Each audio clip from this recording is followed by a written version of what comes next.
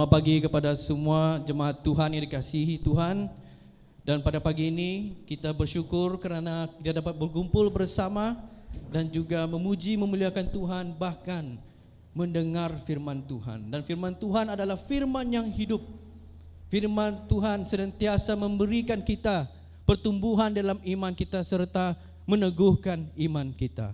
Dan pada pagi ini, saudara-saudari, saya ingin membawakan kita melihat firman Tuhan, di mana kita akan melihat tentang keunggulan Yesus Kristus. Dan kita akan melihat juga bagaimana keunggulan Tuhan Yesus Kristus ini dapat kita hidupkan dalam kehidupan kita. Dan sejarah kehidupan jemaat Allah, saudara-saudari, selalu mengalami hambatan, selalu mengalami cabaran dan cobaan.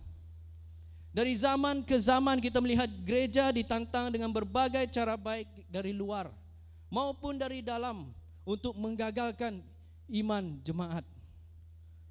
Orang percaya dari abad ke abad, dari zaman ke zaman, maka tidak dapat disangkali telah terjadi banyak tantangan, terutamanya dikaitkan dengan keutamaan atau keunggulan Yesus Kristus. Nama Yesus Kristus ini, saudara-saudari, seringkali memberi gegaran kepada dunia. Kenapa? Bahkan nama Yesus Kristus ini sering menjadi pertanyaan. Apa yang mereka soalkan tentang Yesus Kristus, saudara? Ada yang mempersoalkan bahwa adakah Yesus Kristus ini yang dipercayai oleh orang Kristen adalah Allah? Bahkan juga ada orang-orang kita yang mengaku Kristen memberi pengajaran mengenai Yesus yang tidak memadai dan alkitabiah sehingga memperendahkan Yesus itu menjadi sekadar guru, sekadar doktor atau penasihat atau konselor. Dan ini yang sangat-sangat sedih. Dan pada pagi ini kita akan melihat bagaimana kita sebagai orang percaya, agar iman kita terus diteguhkan, agar iman kita tidak goncang apabila kita menghadapi tantangan-tantangan seperti itu. Dan mari kita buka di dalam Kolose pasal 1, surat Kolose pasal 1, di dalam perjanjian baru.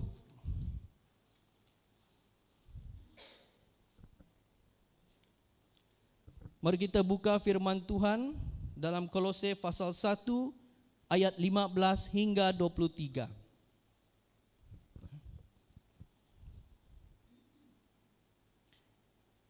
Dan sambil kita masih mencari ayat itu, pertama kali saya ingin mengucap syukur kepada Tuhan kerana dapat bersama dengan kita semua pada pagi ini.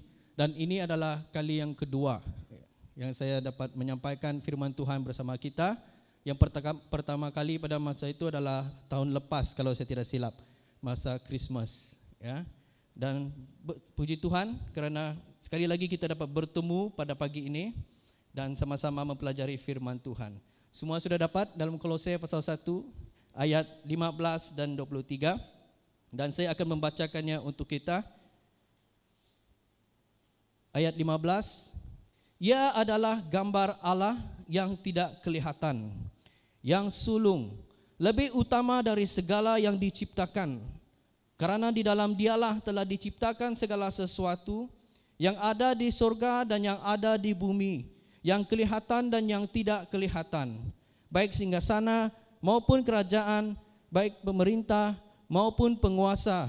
Segala sesuatu diciptakan oleh Dia dan untuk Dia. Ia ada terlebih dahulu dari segala sesuatu, dan segala sesuatu ada di dalam Dia. Ialah kepala tubuh, yaitu jemaat. Ialah yang sulung, yang pertama bangkit dari antara orang mati, sehingga Ia yang lebih utama dalam segala sesuatu. Kerana seluruh kepenuhan Allah berkenan diam di dalam Dia, dan oleh Dialah Ia memperdamaikan segala sesuatu dengan dirinya, baik yang ada di bumi maupun yang ada di sorga, sesudah Ia mengadakan pendamaian oleh darah salib Kristus. Juga kamu yang dahulu hidup jauh dari Allah dan yang memusuhinya dalam hati dan pikiran seperti yang nyata dari perbuatanmu yang jahat, sekarang diperdamaikannya di dalam tubuh jasmani Kristus oleh kematiannya, untuk menempatkan kamu kudus dan tak bercela dan tak bercacat di hadapannya. Sebab itu, kamu harus bertekun dalam iman, tetap teguh dan tidak bergoncang, dan jangan mau digeser dari pengharapan Injil yang telah kamu dengar dan yang telah dikabarkan di seluruh alam di bawah langit, dan yang aku ini, Paulus, telah menjadi pelayannya. Saudara-saudari, daripada pembacaan firman Tuhan, saya membawa kepada kita dengan satu tema, yaitu keunggulan Yesus Kristus. Ya, keunggulan Yesus Kristus. Nah, apakah arti atau definisi keunggulan? So, keunggulan di sini definisinya ada banyak. Ya, keunggulan di sini maksudnya artinya keberjayaan dan juga kelebihan, kecemerlangan, keutamaan, kebaikan, kekuatan.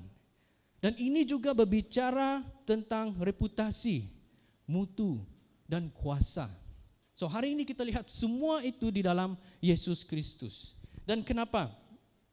Rasul Paulus setelah dia dikunjungi oleh Epafras, dia adalah seorang pendiri jemaat dan juga pemimpin gereja di Kolose pada masa itu. Dia mengatakan tentang situasi orang percaya di Kolose. Dan ketika dia berdepan dengan Rasul Paulus pada masa itu di dalam penjara. Di dalam penjara, dan pada masa itu dia menantikan keputusan adakah dia akan dilepaskan atau adakah dia akan dihukum mati. Dan Epafras dia menjelaskan situasi apa yang berlaku di Kolose dan bagaimana situasi iman jemaatnya di Kolose. Dan apa yang terjadi di Kolose, saudara? Di Kolose ada masuknya ajaran sesat. Ada masuknya juga filsafah-filsafah, idea-idea duniawi yang banyak memberi goncangan, kekeliruan kepada iman jemaat Tuhan di Kolose. Dan Kolose saat itu adalah sebuah pusat perdagangan yang diminati banyak dan dikunjungi banyak orang pendatang. Dan dia juga adalah sebuah kota di mana adanya berbagai-bagai filsafah, berbagai juga pandangan dunia, tradisi dan budaya yang saling bersaing untuk dibicarakan atau untuk dipromosi. Dan pada masa itu, jemaat Tuhan yang di Kolose juga keliru dengan semua ajaran-ajaran itu. Dan tujuan Rasul Paulus untuk menulis surat yang kita baca bersama ini untuk jemaat di Kolose, kerana dia ingin meneguhkan iman mereka dan juga memberikan satu kesedaran yang hebat tentang iman mereka, Allah yang mereka sembah di dalam Yesus Kristus. Dan apakah ajaran palsu yang diajarkan pada masa itu? Saudara, sifat yang tepat dari ajaran palsu yang terdapat di Kolose ini tidak diuraikan dengan jelas. Tetapi pada masa itu ada suatu pengajaran di mana wilayah ini melahirkan pemujaan dari satu dewi yang bernama Sebele. Ya, satu dewi yang bernama Sebele. Dan dewi ini dipuja, dia adalah satu dewa-dewi orang Greek, orang Yunani. Dan pada masa itu mereka memuja dewi ini seperti di mana Dewi Sebele ini dikenal dengan dewi atau ibu yang mendengar doa mereka. Okay? Dan menurut pemuja-pemuja pagan pada masa itu, Dewi Sebele ada seorang anak bernama Atis. Ya. Dan di mana menurut mereka anaknya itu mati dan dibangkitkan oleh Dewi Sebele. Dan itulah boleh kita katakan satu agama ditubuhkan di sana, satu kepercayaan ditubuhkan di sana, dan banyak mempengaruhi orang-orang Kristen yang di Kolose pada masa itu. Dan itulah situasi di sana. Dan kalau kita baca firman Tuhan yang kita baca bersama tadi, kita melihat di mana Rasul Paulus menekankan tentang Yesus Kristus. Siapakah dia? Dan kenapa mereka harus tetap teguh di dalam kepercayaan dan iman mereka. Dan kita lihat yang pertama di sini, di mana Rasul Paulus, dia memberikan penguatan kepada jemaat, supaya orang Kristen di Kolose tidak mudah tergoda oleh ajaran-ajaran yang menyesatkan. Dan Paulus hendak supaya ajaran yang telah di jemaat terima, yakni Injil tentang Yesus Kristus, adalah Injil yang benar. So kita lihat berbagai idea duniawi juga, dan filsafat duniawi, dan juga termasuk dengan tradisi-tradisi Yahudi yang tertentu yang di luar pada Alkitab, diinjek kepada jemaat-jemaat Tuhan di Kolose, mempengaruhi pikiran mereka, sehingga mereka punya iman pun tidak tentu. Ada juga yang pergi mengikut rombongan-rombongan ini. Ajaran sesat itu bukan saja salah, tetapi sangat berbahaya dalam pertumbuhan iman orang percaya. Dan Rasul Paulus di dalam surat yang kita baca bersama menunjukkan keunggulan Kristus atas semua filsafat, atas semua tradisi manusia, atas semua pendapat dan prestasi manusia. Itu adalah keunggulan yang luar biasa, sangat utama, sehingga orang percaya di Kolose dapat berpegang teguh pada kesimpulan bahwa Yesus saja cukup, kerana segalanya ada di dalam Dia, dan Dia adalah segala-galanya. Dan saudara-saudari, pada pagi ini, berdasarkan teks yang kita sudah baca bersama, di sini ada 5 perkara tentang keunggulan Yesus Kristus, di mana yakni keunggulan Kristus dalam ciptaan, keunggulan Kristus dalam pemeliharaan, keunggulan Kristus dalam kebangkitan, keunggulan Kristus dalam pendamaian, dan keunggulan Kristus dalam pengudusan. Next. Dan yang pertama kita melihat keunggulan Yesus Kristus dalam penciptaan di dalam ayat 15 hingga 17. Di dalam ayat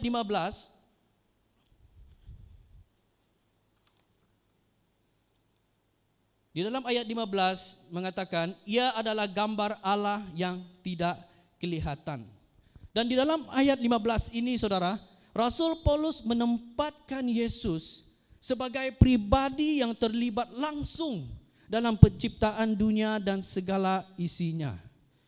Dan keunggulan Kristus dalam penciptaan dapat dilihat dalam 2 idea yang utama, yaitu gambar dan anak sulung. Istilah gambar mempunyai makna kesamaan. Contoh, kalau saya ada anak, kalau kita yang ada anak, bagi yang ada anak, pasti ada kesamaan wajah dia dengan ibu atau bapaknya, betul? Dan itulah maksud gambar yang dikatakan, ada persamaan. Dan itu bukan hanya sekadar persamaan, saudara. Pasti juga kepenuhan bapa atau ibu itu ada di dalam anak dia, sifat-sifat dia. Dan istilah gambar ini yang dirujuk di sini bukan hanya tiruan atau gambar, tetapi sebenarnya adalah persamaan seperti anak yang merupakan gambaran bapa atau ibunya, atau dalam kata-kata Yesus yang lain adalah sama dengan bapa. Dan Yesus di sini adalah wahyu Allah yang sempurna. Dan juga Allah yang tidak kelihatan dapat dikenali melalui gambaran sempurnanya dalam Yesus Kristus. Dan Paulus menekankan hal ini kepada jemaat di Kolose agar mereka tidak diperdaya oleh ajaran-ajaran yang masuk di dalam gereja, agar mereka tidak ditipu oleh penyembahan-penyembahan berhala yang ada pada masa itu, yaitu seperti Dewi Sebele. Dan dia mengatakan di sini secara terang-terangnya bahwa Allah bahwa Yesus itu adalah Allah. Dan yang sulung berarti yang pertama. Maksudnya yang pertama, maksudnya di sana Yesus wujud sebelum segala sesuatu yang ada. Dia maksud dia yang pertama, yang ada, yang sudah ada. Itu adalah kebuktian keabadiannya. Dan itu juga menyatakan bahwa jika Kristus wujud sebelum segala sesuatu yang diciptakan, maka sudah jelas bahwa dia sendiri tidak berasal dari penciptaan itu. Maka dia adalah pencipta. Okay, next. Keunggulan Yesus Kristus dalam penciptaan melalui ayat 15 hingga ke 17 ini saudara-saudari. Yesus adalah sang pencipta. Kalau dia adalah sang pencipta, Yesus adalah Allah. Dan juga dia mempunyai kekuasaan yang penuh. Dan dia berkuasa atas apa yang dijadikannya. Segala sesuatu diciptakan dalam dia, oleh dia, dan untuk dia. Dan Yesus unggul dalam segala sesuatu. Seperti di ayat 16 berkata di sini, kerana di dalam dialah telah diciptakan segala sesuatu yang ada di surga dan yang ada di bumi. Dia mempunyai kekuasaan yang penuh di atas segalanya. Dan juga kita yang mengakui dia sebagai Tuhan, dia juga berkuasa di atas kehidupan kita. Dan itulah salah satu keunggulan Yesus Kristus di dalam penciptaan, bahwa dia adalah Allah. Ini adalah satu pewahyuan yang sempurna Rasul Paulus beri kepada jemaat yang di Kolose itu, bahwa Yesus yang kamu sembah itu bukan hanya sekadar nabi, sekadar seorang pengajar, seorang rabai, tetapi dia adalah Allah. Yesus adalah Allah. Dia ada sebelumnya, dia wujud sebelumnya, dan itu membuktikan keabadiannya. Dia adalah kekal, Alfa dan Omega. Itulah Yesus Kristus, keunggulannya dalam penciptaan. Ya. Next.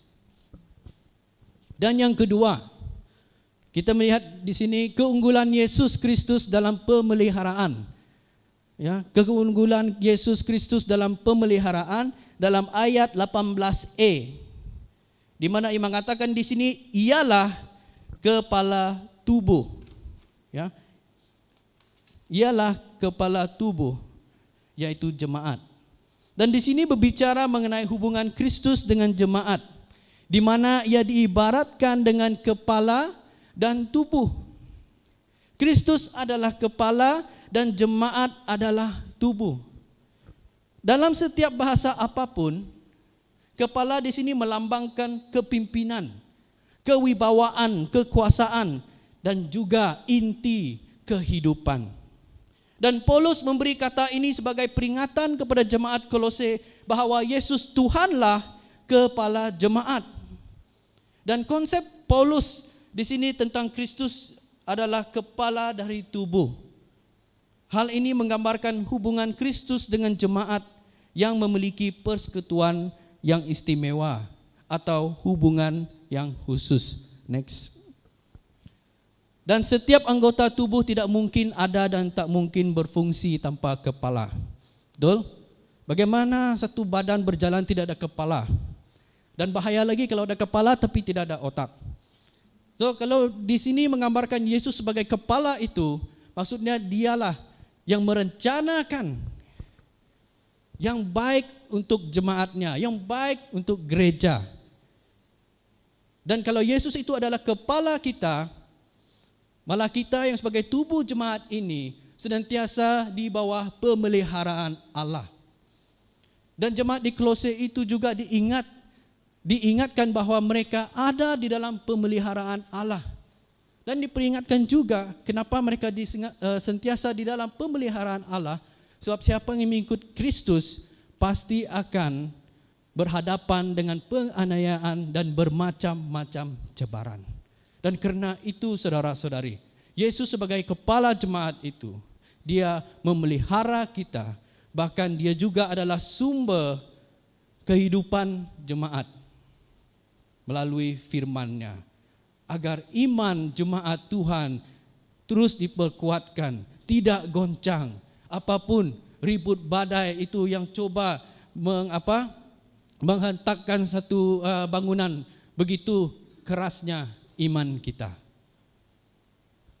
Dan hal ini menggambarkan hubungan Yesus Kristus dengan jemaat yang memiliki persekutuan yang istimewa atau hubungan yang khusus. Agama kita Kristen ini adalah agama yang berrelasi, ya, yang berrelationship, yang berhubungan. Karena itu ia adalah satu keistimewaan kita yang percaya kepada Yesus Kristus, karena kita memiliki hubungan dengan Tuhan. Bahkan tidak jauh daripadanya. Kita hidup karena Dia yang memberikan kita kehidupan. Next. Tubuh Kristus tidak dapat pisah dari kepala tubuh, yaitu Yesus. Di luar daripada Yesus Kristus, saudara, tidak ada apa-apa. Walaupun banyak filsafah dunia yang sekarang ini boleh membawa kepada kekayaan dan kemakmuran, tetapi tetap membuat jiwa kita kosong. Tetapi di dalam Kristus, saudara-saudari, kita seringkali dipercukupkan. Ini bukan berbicara tentang hal materi-materi, tetapi berbicara tentang kerohanian kita. Seperti Blaise Pascal mengatakan, seorang berbangsa France dan memang saintis dan seorang yang sangat bijak di dalam matematik. Dia berkatakan seperti ini, di dalam hati manusia ada suatu kekosongan yang hanya dapat dipenuhi oleh Tuhan. Dan setiap kita, saudara-saudari, pasti ada ruang kekosongan itu yang sentiasa merindukan untuk diisi oleh Tuhan. Dan hanya Yesus yang dapat mengisikan ruang kosong itu. Dan apabila kita mengisi ruang itu dengan Yesus, saudara-saudari, Dia akan memberikan kita suatu pertumbuhan yang senantiasa menguatkan kita. Dan Yesus memberi pertumbuhan kepada gereja. Dan juga maksud gereja itu adalah umat-Nya. Dan Yesus sebagai sumber kehidupan dan yang penting juga kesatuan. Apabila kita berada di dalam Kristus, tidak kira bangsa, tidak kira apapun latar belakangmu, kita adalah satu, yaitu umat Allah yang dikasihi Tuhan. Dan Yesus sebagai kepala tubuh memberikan jaminan yang utuh. Karena di dalam Yesus Kristus, siapa yang percaya tidak akan binasa, tetapi akan mendapat hidup yang kekal. Amin. Okay, next.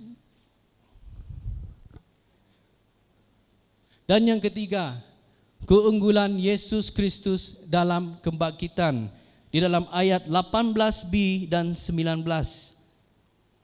Ialah yang sulung, yang pertama bangkit dari antara orang mati, sehingga ia yang lebih utama dalam segala sesuatu. Kerana seluruh kepenuhan Allah berkenan diam di dalamnya. Keunggulan Kristus dalam kebangkitan. Yang kita melihat di sini, Rasul Paulus menyebut Kristus sebagai yang sulung, yang pertama di dalam hal kebangkitan.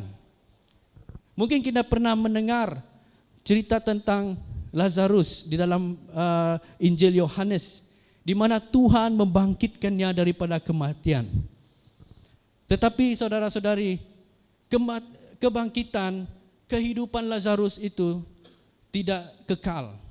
Dia juga mati sebagai manusia yang biasa. Tetapi Di sini Rasul Paulus menyebut Kristus sebagai yang sulung yang pertama, di mana hal ini Rasul Paulus memberi tekanan yang kuat kepada kebangkitan. Di mana kebangkitan Yesus ini merupakan dasar iman orang percaya.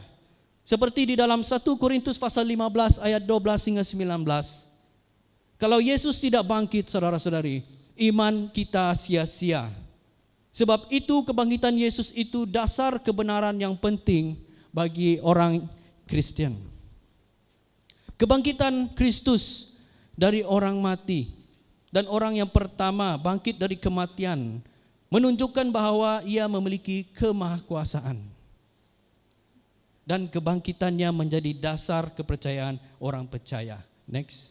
Karena itulah Rasul Paulus menekan tentang kebangkitan itu untuk membuktikan bahwa iman jemaat Tuhan di Kolose tidak sia-sia. Karena Dewi Sebele yang mereka sembah itu bukan Dewi atau Tuhan yang benar. Semua Tuhan-Tuhan yang ada di dunia ini, saudara-saudari, itu adalah ciptaan yang tidak kekal, yang tidak lama, yang akan pudar, yang juga akan mati. Tetapi Allah yang kita sembah di dalam Kristus ini, kebangkitan ini membuktikan bahwa Dia bukan saja mengalahkan maut, tetapi Dia kekal. Amin. Dan kebangkitan Yesus bukti kemahakuasaan dan ketuhanannya. Dasar iman dalam kebangkitan Yesus tidak dimiliki oleh orang lain selain daripada orang yang percaya.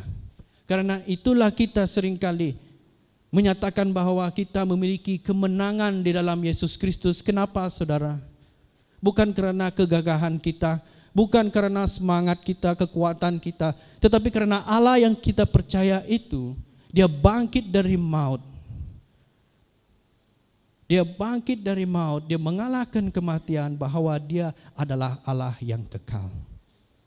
Ini yang Rasul Paulus menekankan kepada jemaat di Kolose, agar supaya iman yang mereka pegang itu sebenarnya iman yang teguh. Karena ada kekekalan, tidak ada kematian. Next.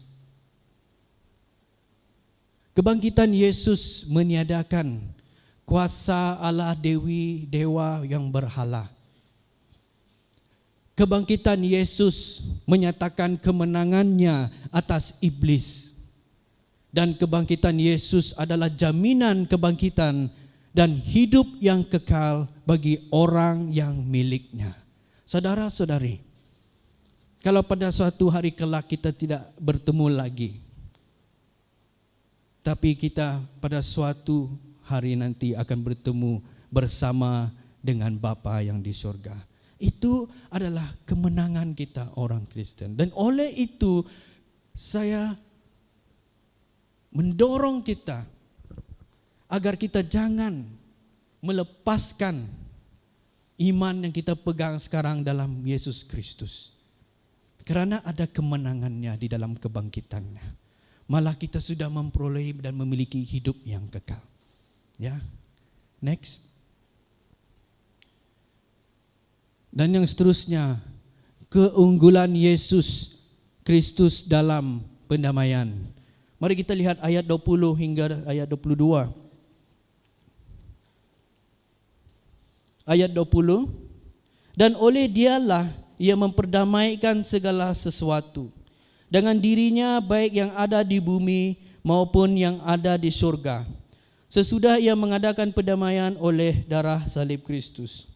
Juga kamu yang dahulu hidup jauh dari Allah dan yang memusuhinya dalam hati dan pikiran, seperti yang nyata dari perbuatanmu yang jahat, sekarang diperdamaikannya di dalam tubuh jasmani Kristus oleh kematiannya, untuk menempatkan kamu kudus dan tak bercela dan tak bercacat di hadapannya.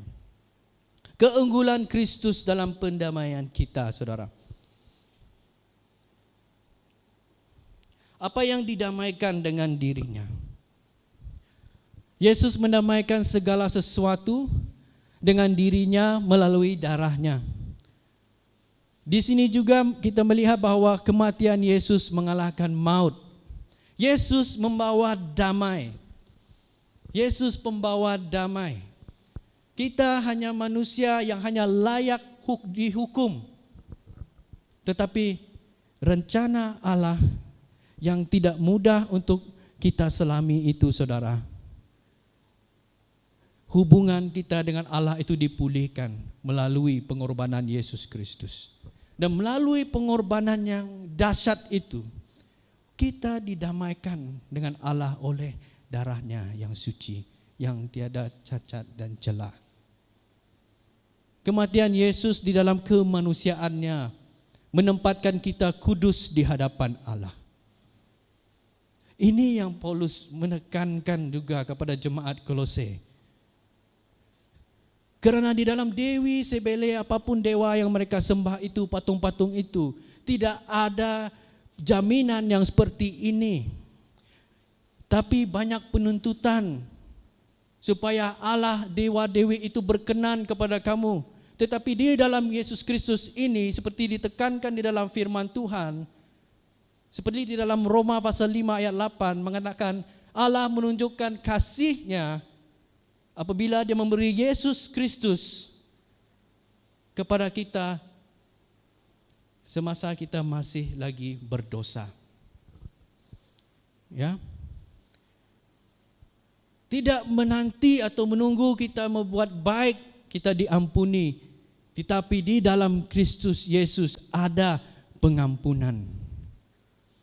Tetapi di dalam dewa-dewi Allah yang lain yang dalam dunia ini tidak ada. Tetapi banyak demand. Ya, kamu buat ini dulu, baru saya memberkati kamu. Kamu korbankan dulu sapi kamu kah, anak kamu kah, baru kamu punya ladang diberkati. Begitu Allah-Allah yang kuno yang dipercayakan oleh zaman-zaman Roma ini, di Kolose ini. Bahkan juga ada yang masih berpegang dengan kepercayaan seperti ini. Tetapi kematian Yesus Kristus dan kebangkitan Dia meniadakan semua ketahyulan-ketahyulan ini, saudara-saudari. Di dalam Yesus Kristus saja kita dapat penebusan. Di dalam Yesus Kristus saja kita dapat pendamaian dengan Allah. Dan di dalam Yesus Kristus saja kita dapat pembenaran dan keselamatan. Seperti saya katakan tadi, kematian Yesus di dalam kemanusiaannya menempatkan kita kudus di hadapan Allah. Dan apabila kita berhadapan dengan Yesus, apa yang Allah melihat dalam kita adalah anaknya, Yesus Kristus yang kudus itu. Karena itulah kita dipanggil umat Allah yang kudus. Karena Yesus itu kudus, kita kudus. Karena kita didamaikan dengan Allah melalui darahnya yang suci itu. Kita kudus di hadapannya. Itulah damai sejahtera yang saya ingin kita semua sedar dalam iman kita kepada Yesus Kristus, saudara. Next. Yang seterusnya, keunggulan Yesus Kristus dalam pengudusan. Ayat 23. Sebab itu kamu harus bertekun dalam iman, tetap teguh dan tidak bergoncang, dan jangan mau digeser dari pengharapan Injil yang telah kamu dengar dan yang telah dikabarkan di seluruh alam di bawah langit, dan yang aku ini Paulus yang telah menjadi pelayannya. Nah, keunggulan Yesus Kristus dalam pengudusan kita. Pengudusan atau kata lain, penyempurnaan iman kita. Iman yang menyelamatkan adalah iman yang teguh. Karena sudah ada keyakinan di sana bahwa kita diselamatkan. Karena ada keyakinan atau jaminan di sana karena kita ada hidup yang kekal. Karena itu iman itu adalah iman yang teguh. Tidak ada iman yang benar dan pengharapan selain daripada Yesus Kristus. Dan karena itulah Rasul Paulus memberi dorongan kepada jemaat itu bahwa mereka harus tekun dalam iman, tetap teguh dan tidak bergoncang daripada ajaran-ajaran yang sudah masuk. di Kolose pada masa itu. Dan jangan mau digeser dari pengharapan Injil. Maksudnya jangan mau lepaskan harapan yang mereka terima ketika mendengar Injil. Saudara-saudari, di dalam penyempurnaan iman kita, kita senantiasa akan dikuatkan apabila kita menghadapi cabaran dan masalah dalam kehidupan kita. Dan sebagai orang Kristen, masalah itu tidak pernah akan lari. Ya. Jangan juga kita pernah ditipu oleh Injil yang mengatakan kalau kamu percaya dengan Tuhan Yesus, maka kamu akan menikmati hidupmu di dunia ini. Tetapi sebaliknya tuh, saudara-saudari, kalau kita lihat kehidupan rasul-rasul dan murid-murid Yesus, mereka tidak menikmati seperti mana yang penipuan-penipuan Injil yang masa kini yang mengajarkan bahwa dalam Kristus itu ada kesenangan. Apa yang terjadi apabila mereka membawa Injil ini ke seluruh dunia? Mereka dipancung, mereka dibunuh, ada yang digoreng lagi, apalagi ada yang ditikam, diberi makan harimau, singa. Itulah nasibnya mereka murid-murid Yesus, rasul-rasul pada zaman itu. Dan kita tidak akan lepas daripada semua ini, saudara. Kita tidak tahu bila. Tetapi firman Tuhan seringkali mengingatkan kita agar kita tetap beriman dan tetap percaya. Jangan menyangkalkan iman kita karena penganiayaan yang ada. Karena itu sia-sia dan juga penganiayaan itu tidak lama. Tetapi yang kekal lama itu apabila kita terus berpegang dengan pengharapan dan iman kita di dalam Yesus Kristus. Jaminan yang Yesus Kristus beri kepada kita itu adalah di dalam setiap apapun perjalanan hidup kita, Dia akan menyertai kita. Itu adalah kesetiaan Allah kita Yesus Kristus. Kalau kita memiliki iman yang seperti itu, di dalam masalah kita pun, cabaran yang kita hadapi pun, dia tidak akan menggoncangkan iman kita. Tetap teguh dan tidak bergoncang.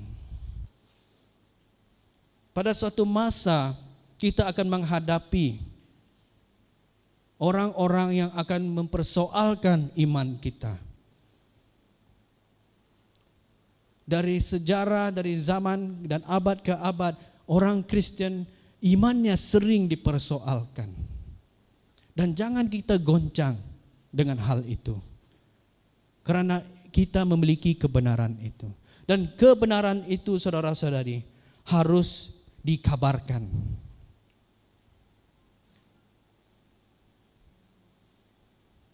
Dan jangan kita lepaskan harapan yang kita terima ketika kita mendengar Injil dari Allah. Karena apa yang kita menerima dan mendengar itu, Injil yang kita dengar dan dapat itulah yang menyelamatkan. Dan seharusnya kita memiliki kerinduan agar membawa Injil itu kepada orang yang belum menerimanya. Itu adalah mandat, perintah, amanat agung untuk semua kita yang percaya, yang mengaku Tuhan adalah juru selamat. Yesus adalah Tuhan dan juru selamat. Bukan hanya pastor saja, tetapi kita semua umat percaya. Sebab kita memiliki Injil firman Tuhan itu. Amin. Next. Pesan Injil, pesan tentang salib dan Yesus Kristus mungkin bukan pesan yang populer atau yang diminati orang. Tetapi itu adalah kebenaran yang kekal. Dunia tetap akan berputar, zaman tetap akan berubah. Filsafat dan ideologi dunia tetap akan berkembang. Tetapi yang tidak akan pernah berubah ialah Yesus Kristus, Juru Selamat dan Allah kita. Dia tetap sama dan unggul, dahulu, sekarang, dan selamanya. Dan saudara-saudari, pada pagi ini kita sudah mempelajari firman Tuhan mengenai keunggulan Kristus. Di mana dalam keunggulan Kristus itu, dalam keunggulan Yesus Kristus dalam penciptaan, dalam pemeliharaan, dalam kebangkitan, dalam kedamaian, dan dalam pengudusan. Kiranya firman Tuhan pada pagi ini memberikan kita satu dorongan, kekuatan, dan penungguhan iman kita, agar kita terus berpegang dengan pengharapan dan Injil yang sudah memenangkan jiwa kita itu. Agar kita tidak juga mudah digoncangkan, mudah diperdaya oleh agama-agama, filosofi atau ideologi dunia. Karena apa yang ada pada kita semua adalah pengharapan yang kekal. Amin. Mari kita berdoa. Tuhan Bapa kami yang dalam surga, kami bersyukur pada pagi ini kami dapat mendengar sabda daripada firman-Mu Tuhan mengenai keunggulan Yesus Kristus. Kami berdoa kiranya melalui firman ini kami terus diperkuatkan, kami terus diteguhkan, bahkan kami terus juga berpegang erat dengan firman-Mu ini Tuhan. Kami tahu pada zaman-zaman ini Bapa, banyak godaan dan cobaan yang ingin mengelirukan dan juga memperdayakan iman kami. Tetapi firman-Mu yang benar ini memberikan kami satu kesedaran, bahkan juga satu jaminan bahwa Engkaulah Yesus Kristus, Allah dan Juru Selamat kami yang hidup dan kekal. Kiranya firman Tuhan pada pagi ini menjadi pedoman dan juga menjadi penuntun dalam kehidupan kami, dan juga pelita untuk langkah kami, untuk kami terus berjalan di dalam kebenaran Tuhan. Berikan kami kekuatan untuk menghadapi hari-hari yang akan datang ini Tuhan Yesus. Pakailah kami untuk menjadi penyampai firman-Mu dimanapun kami berada. Kiranya Roh Kudus-Mu Tuhan terus memimpin kehidupan kami. Terima kasih Bapa. Dalam nama Yesus hamba berdoa dan mengucap syukur. Amin.